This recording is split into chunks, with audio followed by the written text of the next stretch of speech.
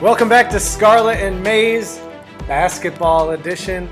Basketball is coming. I can't wait. It's real soon. So, all right, what we're going to do right now is best case, worst case. So, Zach, you're going to talk about best case scenario for Ohio State this season, worst case for Ohio State this season, and then I will do the same thing for Michigan. Yeah. So the best case scenario is Final Four in my mind. OSU plays through E.J. Liddell, and he has the best season of his career. And the new players and the established players really have good chemistry. And the worst case scenario is that doesn't happen, and they have another first weekend exit because under Holtmann they haven't gotten out of the first weekend. Worst case scenario is that happens again, and I think Holtmann really needs to establish himself as a great coach, needs to get out of the first weekend. Dang. I mean, yeah, I'd agree. For Michigan, worst case, I said Devontae Jones doesn't work out and Frankie Collins isn't ready to play point guard at this level yet. Hunter Dickinson can still only finish over one shoulder, and Michigan has spacing issues with Dickinson on the court at the same time as Johns or Giabate because there's not enough shooting. And worst case, there just isn't enough outside shooting, period. That's like my main concern for this team is just not enough players to make outside shots. Yeah. Maybe freshman Caleb Houston doesn't make a high percentage. Maybe Eli Brooks is the only one making anything from deep. And then I think they'd still make the tournament, but not in like an exciting, they might have a run type of way. That's one thing that I really like about the Buckeyes is they can shoot really well up and down the lineup. Mm-hmm. Best case, Devontae Jones is a much different guy. He has a much different body, much different skill set than Mike Smith did. He probably doesn't shoot as well from the outside as Smith did, but he finishes a lot better inside the arc. So if he does that, he could collapse the defense a little to kick it out to Caleb Houston, to Eli Brooks for three, or dump it down to Dickinson or Giabate for a dunk. Best case scenario, Kobe Buffkin is too good to keep off the court and spends time at the 1, 2, and 3 at different points. I do think the absolute ceiling, I think they could win the whole thing if things come together. So I hope that happens. But yeah. Prediction. So Ohio State, I think before the next time we're able to record a basketball episode, they have 4 games: Akron, Niagara, Bowling Green, and Xavier. I'll let you go first, but we're going to just predict those 4 games, and then if we have any thoughts, because it's the bad part of the season with no real games yet. But yeah, so in those 4 games, Xavier is the one that stands out to me as the toughest game. Mm-hmm. Xavier's always had a solid basketball program. They struggled last year a bit, finishing 13-8, but yeah, in that case, I like the Buckeyes to go 4-0, and I'm looking forward to see how the new backcourt gels with the established front court, like I said. Yeah, no, I agree with everything you said. I think they go 4-0. I don't think any of them are close. I'm looking forward to see Ohio State not have Dwayne Washington this year. I do like E.J. Liddell. When there were rumors he might leave, and I was like, ooh, come to Michigan. Oh, I there was love rumors he was EJ. going to transfer? Yeah. Oh, I didn't even see that. He entered the draft. Yeah. And backed out of it or whatever. Right. I mean, it was just rumors. I think he said the whole time he wasn't going to leave, maybe.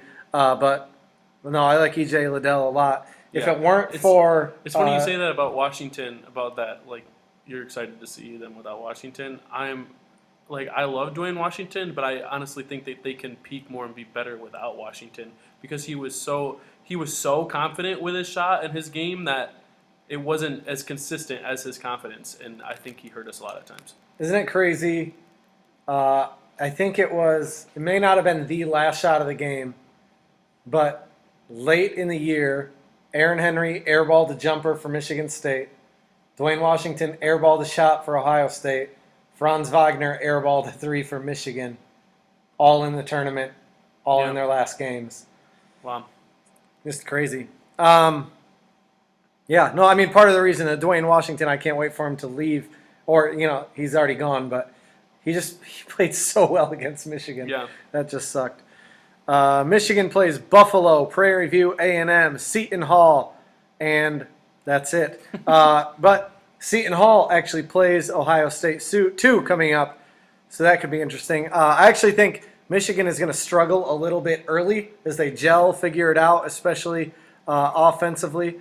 It'll be interesting to see if Brooks and Houston can make the shots they're supposed to make. Yeah. But then also, Kobe Buffkin had a lot of hype. And then to be honest, I was a little underwhelmed in their exhibition. It was also a really terrible stream, and it was an exhibition game. And Speaking whatever. of the exhibition games, there was one clip that I saw of E.J. Liddell shooting a three from way out and splashing it. Ohio State's logo is huge because they got the Ohio State logo, and then got the shading of the state of Ohio behind it. So it's a big logo, but he was on the logo when he shot it. That's too bad. But yeah, so I'm excited to see if Buffkin or Adrian TikTok Nunez. There's rumors that Nunez is going to play more, basically to help provide more outside shooting, since that's the one thing he was supposed to be able to do super well. Or somebody else, I don't know. Devontae Jones, I think, could be better than expected from three, just because I think he's going to get better looks than he did the rest of his career up until this point, and he hasn't been a bad shooter. Mm-hmm. So if he's getting better looks, he has better teammates. I think he could shoot better. I'm excited to go to the Seton Hall game at Chrysler, in part to see Seton Hall so that I can successfully predict the Seton Hall upset over Ohio State, hopefully. But no, I think Michigan goes 3-0. I don't think any end close. Yeah. I do think they might struggle out of the gate a little bit for the season, and then out of some of the games. Probably not Prairie View A&M, probably not Buffalo, maybe Seton Hall. Yeah. If they lose one of the three, obviously it would probably be Seton Hall, but I think they'll struggle a little bit, but I think they'll go 3-0. Yeah, I mean, Michigan's established one of the best teams in the country. They're, 6th preseason ranking, and I don't see a real challenge here. I mean, they're going to go 3-0. I could see them struggling, like you said, and I'm going to obviously make sure I watch the Seton Hall game to see how good Seton Hall is. Yeah. So we have to give 3 hot takes. Okay. We'll alternate. I'll let you go first. Okay, I think E.J. Liddell can be the best player in the Big Ten with Dwayne Washington gone. With Liddell being the clear number 1 scorer on that offense and the offense being run through him, I think he has a chance to establish him as the best player in the conference. Dang. I think he shoots the ball really well. He's got great moves down low. I think he is just a baller. I agree. He'd score a lot of points this year. I think that is a hot take because I really disagree with it. But hot take for me, number 1. This ends up being Tom Izzo's last or second to last year. So I think they come out hot against bad teams, like usual. They get beat by the good teams early on. Usually that happens. And then they'll make the tournament as a better than deserved seed based mainly off Izzo being the coach. And then they're going to lose in the opening weekend again. Lil Man Izzo gets even more fatigued looking by the end of the year, as strongly considers hanging it up. We'll see. Wow. I can feel the heat on that take. Right? It's a hot take. I mean, he's getting up there in age. Yeah, he might feel the heat too, and it's a lot easier for him because he doesn't have to bend down. He's just right there. He's short. Okay. He makes me feel tall, and that feels good. Okay. So my second hot take is, although both coaches, Chris Holtmann and Juwan Howard, have exceeded expectations in their first few years at their respective programs, I think they have yet to establish themselves as elite level coaches. Holtmann seems to always outperform the preseason expectations, and Howard has taken Michigan recruiting to the next level. But Holtmann is yet to make out of the first weekend of the NCAA tournament. Howard has struggled against his rivals, being only 2-2 against Michigan State, and they haven't been great when he's been there, and being 1-3 against Ohio State. Okay. I'm like just fighting, trying to defend Juwan Howard, but no, I think he's a great coach. I don't know if he's established himself as elite level yet. Yeah. I mean, he made it to Elite Eight without his best player. That's impressive, but well, and I would argue his first year they met expectations, and that was with Isaiah Livers, the best player, being hurt for half the season. Yeah. So if you adjust the expectations when he got hurt, I would say he exceeded the adjusted expectations. He met expectations without his best player, then made the Elite Eight without that same best player the next year, and won the Big Ten. Does meeting or exceeding expectations make you an elite level coach, though? Is the question. It depends on the expectations. And although they were not supposed to win the Big Ten last year. I think they exceeded expectations last year. Yeah. I'm not saying that they didn't. I'm just saying that just because you exceeded expectations, I wouldn't say it's a small sample size for Howard. He's only been there a couple years, and one was a COVID year. I mean, last year was even a COVID year, and so yeah. I'd also argue the Michigan State only beat Michigan the first year because Isaiah Livers was hurt. Then he came back and Michigan won pretty easily. Yeah. And then last year they won because who cares? Michigan already won the Big Ten. But it's and still then Eli Brooks got hurt. It's still your rival, and like injuries or not, you want to beat your rival. Yeah. They accomplished a bigger goal. I don't think they cared. Yeah. Anyways. But still, Ohio State 1-3. Yeah. Oh well. I think people are going to say Indiana is back because they win some early games, but then they miss the tournament. So I love how everyone made fun of Michigan hiring Juwan, and then just 2 years later, people are trying to replicate it just because of how successful Juwan has been. So Mike Woodson got Trace Jackson Davis to stay. They got a lot of their guys back. I think they're going to do the MSU thing where they win some early and then disappoint. Yeah, I can't imagine this coach like Archie Miller was a great coach at Dayton, but just couldn't really get it going at Indiana. I think it just shows how tough the Big Ten is and why he wasn't successful there. And I don't think that they'll be very good this year. I wonder if there's any come Big Ten play. We're getting further and further away from it, obviously, but I wonder if there's some seller's remorse from selling Tom Crean, from firing Tom Crean. Yeah. It was like a year or two after he won Big Ten Coach of the Year. Yeah. What's your third one? My third one is the Big Ten. I just said that they're tough, although they seem to be the best conference the last few years, and even coming into this year, I think it looks like they're the best conference. But until they win a national championship, I don't think you can say they're the best conference. It's been over 20 years. Michigan State was the last one in 2000, and you got to win. You got to win it all if you want to be the best.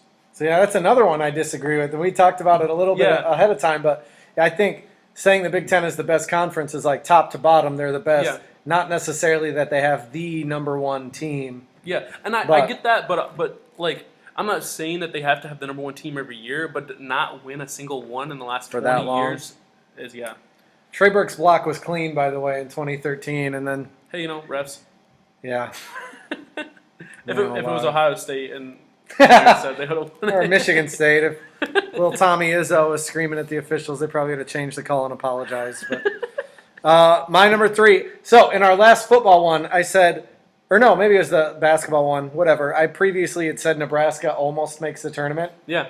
Hot take number 3 is Nebraska makes the tournament. Okay. They got 5-star Bryce McGowens. Mm-hmm. They got his brother. They got some other pieces around him. I love Freddie Oiberg, the mayor is his nickname. Coach of the Year, Freddie Oiberg. You can say this is a 2-for-1 special. They make the tournament. Coach of the Year, Freddie Oiberg, if people are valuing a turnaround, like I think he will turn them around from last year to this year. Yeah. Nebraska makes the tournament. Freddie Oiberg should win Coach of the Year if people know what they're talking about, so he probably won't, even if they go undefeated. Yeah. Who would win in a fight? We don't have a whole bunch of content yet because games haven't started. Right. Who would win in a fight between Juwan Howard and Holtmann?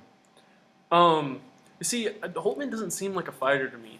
He seems like a nice guy, and Juwan, you've seen some fire from him at times, and he's also 6'9", and I couldn't find Holtmann's height online, and it really pissed me off. He's shorter than Juwan. He's shorter than Juwan Howard, and yeah, I got Juwan Howard in a fight. Yeah. Yeah, I said that Holtmann looks like an assistant principal. I think he would go down with one swing, and he would just be curled up the rest of the time. Juwan's stomping his head while Holtmann is praying for help. I think Holtmann would hold his own just because, I mean, he's a Buckeye and it's a Michigan player. Well, Michigan player, Michigan coach. Like, come on. He'd hold his own. But I would take Howard with the height advantage. All right, so the whole reason this even started, and going back to the football episode, is Juwan Howard almost possibly could have ended Mark Turgeon's life. So we'll revisit it one more time. Yeah. Who would win in a fight between Juwan and Mark Turgeon?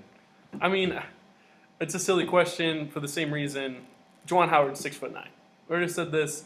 He in that series of events seem to be very scary, in my opinion.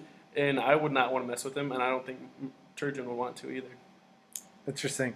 Mark Turgeon looks like the kind of guy who would yell and point at Juwan to start something, and then pray to God someone holds both of them back, and then make stuff up just to save face. Or he'd come up with a cheap shot. He'd do a cheap shot or something. And then run and hide behind somebody else. Yeah. Mark Turgeon looks like the kind of guy to underachieve in the tournament every single year, be hated by his own fan base, and literally die if he ever got into any type of physical altercation.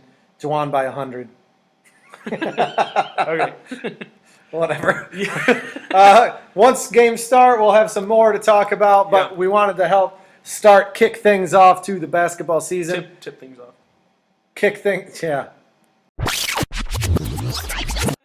Wanted to tip things off for the start of basketball season. If you have any questions for us, feel free to comment or DM or whatever. If you have any segment ideas, let us know. But like, subscribe, follow, share, rate, review, all that. We're everywhere. Until then, buy your cider, your donuts at Quality Dairy. We'll see you next time. Pretty soon, eggnog. Pretty soon, eggnog. Go Buckeyes. Go Blue.